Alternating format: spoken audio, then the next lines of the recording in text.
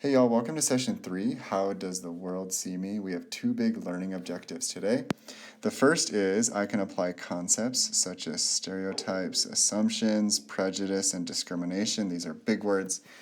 Big concepts are going to be applied in our stories. The next thing we're looking at is how to recognize and square the natural phenomenon of clustering or grouping people and things into categories when there's some often negative consequences to that action. So, leading to things like single stories and things that we're going to discuss, like assumptions and prejudice.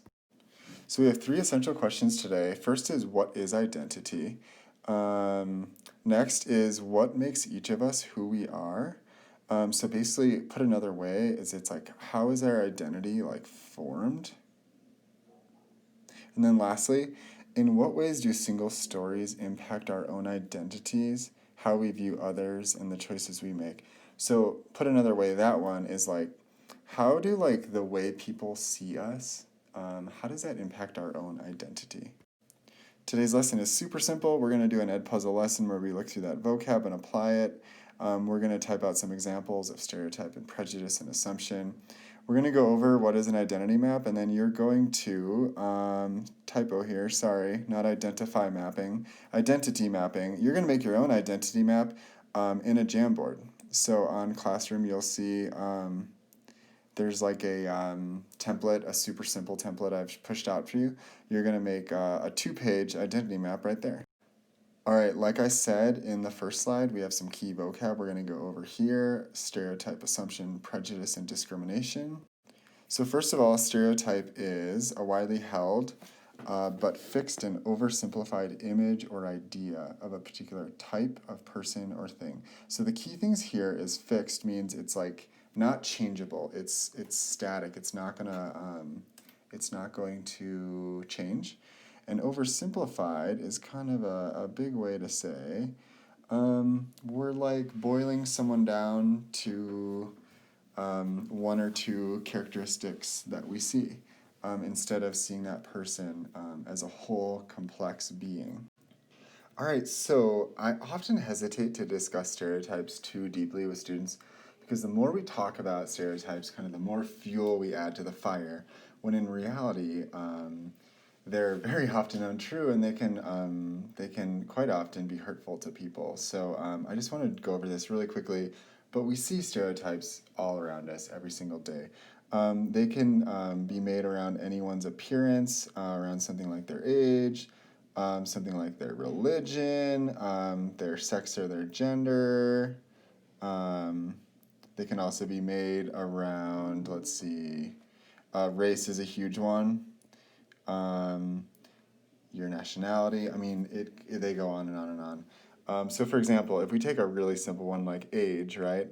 A stereotype about older people might be that they're bad drivers, or a stereotype about teenagers is that they're lazy. Are those things true? No. But that's like kind of a widely held and oversimplified view of people by age. All right, next up is an assumption. An assumption is something that is accepted as true, sorry for the typo here, or as certain to happen without proof. So for example, if you're walking on the street and you see someone on the sidewalk, you might make an assumption about who they are, their background, or where they're from, or how old they are, or what their intentions are. This is a natural part of human behavior. But the big thing here, the huge thing here is like assumptions are always made without proof. It's just something that we like hunch on. It could be true, it could be totally false, and that's kind of the dangerous part of assumptions. All right, next up is prejudice. The big thing here is we start with a preconceived opinion. So preconceived means it's an idea you already have in your head that is not based on reason or actual experience. So basically, it's like a conclusion we jump to without any factual evidence to make that assumption. And oftentimes, these are negative. All right, last up is discrimination. Discrimination is the unjust or prejudicial treatment of different categories of people or things, especially on the grounds of race, age, or sex. So basically what happens when prejudice becomes discrimination, discrimination is action. So discrimination is still all around us, even though I pulled this image from decades ago as like a very clear and in our face example of discrimination. We see discrimination every day here in the US. It's just a little more subtle than these kinds of signs, like people being welcome or unwelcome in a certain neighborhood or at a certain business. All right, next up we have a political cartoon titled Street Calculus. And I'll give a quick explanation, and then I'd love if you could pause your video and look deeper into these thought bubbles that's going on right here. But basically, we have two guys crossing on the street. To me, it looks kind of like nighttime. White guy and a black guy, they both say good evening, but the real work is up here in these thought bubbles. So what I'd love for you to do is look at these risk factors and these mitigating factors. Ask yourself these two questions. What's the difference? What's the difference between a risk factor and a mitigating factor? And then what are some of the assumptions and stereotypes and prejudices that our culture has against some of the things listed in the risk factors or the mitigating factors? So for example, ask ourselves, what are some assumptions or stereotypes we have for people that carry a briefcase or people that wear a coat or tie versus people who wear backwards baseball caps? What's the assumption or stereotype there? Or like, what does it mean to be in the wrong neighborhood? Like, is it possible to be in the wrong neighborhood? And I'll have a question for you in Ed Puzzle here. All right, next up, what we're going to do is we are going to make our own identity maps. And what I want to do here is I want to give you some ideas to start thinking about your own identity. So I have kind of like categories you might consider for your own identity here in the left column under aspect of identity. And then I have some connection questions over here for you to consider if you want to kind of dig deeper or if the aspect of identity isn't clear to you at first. So basically, some ways that you might identify is with an age group, with your gender or with your sex, with your sexual orientation. You might identify with your class or like a social economic status. So for example, do you identify as like poor or working class or middle class? Another way you might identify is like with the people you hang out with socially, whether that's like in person or virtually. So it's like if your social network is like a network of gamers, like that's part of your identity. Next is race or ethnicity. Big thing here to note is race is like often the box you check on the form, black, white, Hispanic. But ethnicity is more about like where your ancestors from, like where's your homeland. Another kind of close one that is easily confused with an ethnicity is your nationality. So it's like what country do you identify as your home country? Is the way I would kind of structure nationality. And then the last one is what's your spirituality or religion, if any? And do you identify that way? All right, a few more that we have are how do you identify like with and within your family?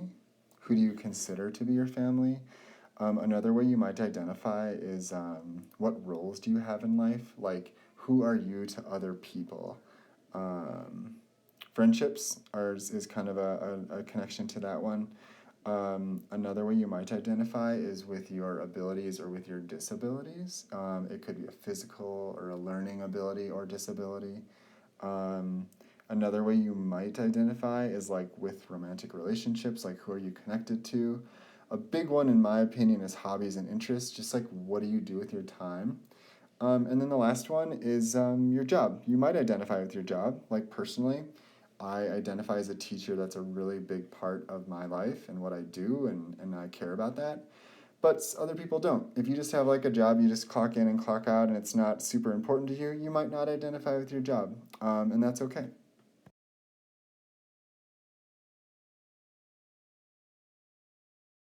All right, a few more things going into your identity map are some questions to consider.